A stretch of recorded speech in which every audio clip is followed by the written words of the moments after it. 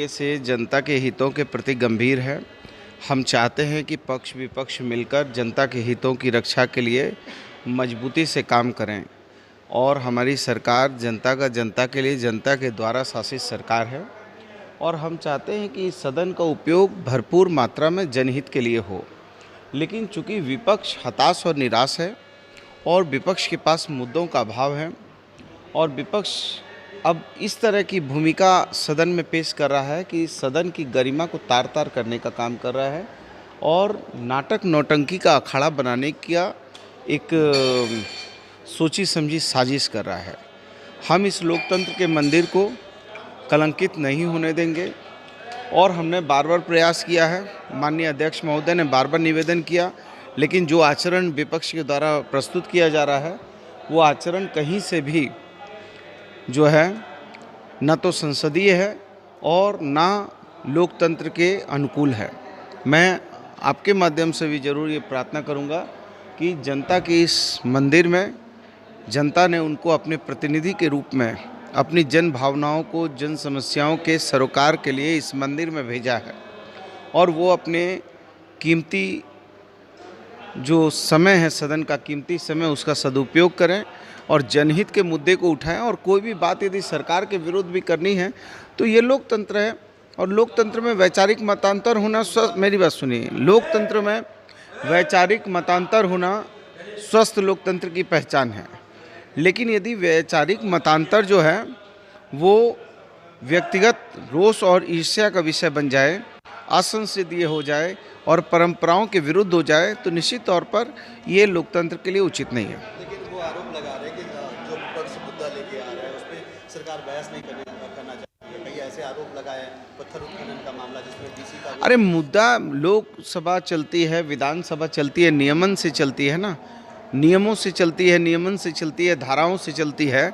तो किस वक्त किस धारा के अनुरूप आपको बोलना है, किस धारा के अनुरूप खड़ा होना है, तो ये तो केवल जो है ये केवल कोरी राजनीति कर रहा है। और मुझे लगता है कि जिस तरीके से केंद्र सरकार ने पेट्रोल, डीजल और रसोई के दाम बढ़ाए हैं और किसान के साथ जो अत्याचार किया है, उन मुद्दों से ये लोग घबराए हुए हैं और घबरा कर जो है, आप जानते हैं कि जब बच्चा रात के अंधेरे में जाता है तो उसको लगता है भूत है और भूत मन में शंका होती है तो बच्चा चिल्लाने लगता है। तो ये भी वो यही हाल कर रहे हैं। इनको लग रहा है कि कहीं ऐसा ना हो कि रसोई के गैस और पेट्रोल डीजल के दाम और किसान विरोधी सरकार के खिलाफ में जो है जनता हो जाए, तो इसलिए जो है जन मुद्दों से ध्यान भटका कर ये अपनी जो है स्वार्थ की राजनीति कर रहे हैं। नहीं, अवैध उत्खनन, देखिए अवैध उत्खनन कहीं भी होगा, सरकार पूरी ईमानदारी के साथ इसको नस्त नाबूद करेगी, ऐसे जो सिंडिकेट हैं उसको तोड़ने का काम करेगी। लेकिन उत्खनन यदि हो रहा है तो हमारे लिए भी निश्चित तौर पर चिंता का विषय है। माननीय मुख्यमंत्री जी ने कहा कि इसके लिए हम संज्ञान लेंगे। लेकिन मैं ये पूछ रहा हूँ कि वो लोग ये कह रहे हैं कि जो लोग ने पूरे चमन को ही रौंद डाला, हमारे ऊपर इल्ज़ाम है कि चमन से बेवफाई का, लेकिन वो दावा करे हैं जिन्होंने चमन को जो है अपने पांव तले रौंद दिया है।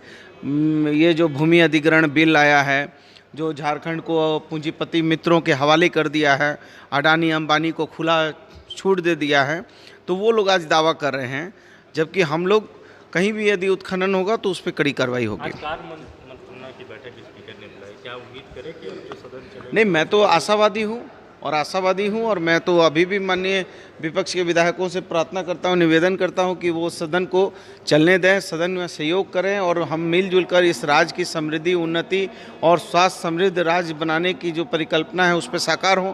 वो भी अपने जनहित के मुद्दों को लाए और उन मुद्दों पर हम लोग जो हैं कहाँ पीछे हट रहे हैं। विपक्ष कह रहा है सरकार चर्चा से भाग रही है। अरे चर्चा करने देंगे तब ना, चर्चा करने कहाँ दे रहे हैं, चर्चा दे रहे हैं कहाँ करने। वो तो कभी नाटक नौटंकी बना दिए हैं, कभी लेट जा रहे हैं, कभी उठ जा रहे हैं, कभी वहाँ पर जो है नारा लगा रहे हैं, कभी जो है कभी सीटी मार रहे हैं, कभी कीर्तन कर रहे हैं। अरे हम भी तो मर्यादा पुरुषोत्तम राम के अनुयायी हैं और हम भी मर्यादा पुरुषोत्तम राम के भक्त हैं। लेकिन राम जो हैं वो राम ऐसे नहीं मिलते हैं कि राम राजनीति का काम नहीं है। राम नहीं मिलते ईंट और गारों में, राम मिले हैं निर्धन की आंसू की धारों में। राम आयु को, राम मिले हैं घायल पड़े जटायु को, राम मिले हैं अंगद के उस पाँव में, राम मिले हैं मर्यादा से जीने में, राम मिले हैं हनुमान के सीने में, राम मिले हैं प्रण हेतु वनवास में, राम मिले हैं केवट के विश्वास में, राम मिले हैं अनसुईया की मानवता में, राम मिले हैं सीता जैसी पावनता में, राम मिले हैं ममता की माँ कौशल्या में, राम मिले हैं पत्थर बनी अहिल्या में, और राम नहीं मिलते मंदिरों के फेरों में, राम मिले हैं सबरी के झूठे बेरों में, राम मिले हैं सबरी के झूठे बेरों में। तो प्रेम, विश्वास, करुणा, त्याग पर राम है। अब ये राम का राजनीतिकरण करके उनको अपने स्वार्थ की राजनीति करने के लिए ये भारतीय जनता पार्टी के लोग, भाजपा के लोग, विपक्ष के लोग इस तरह का नाटक नौटंकी कर रहे हैं।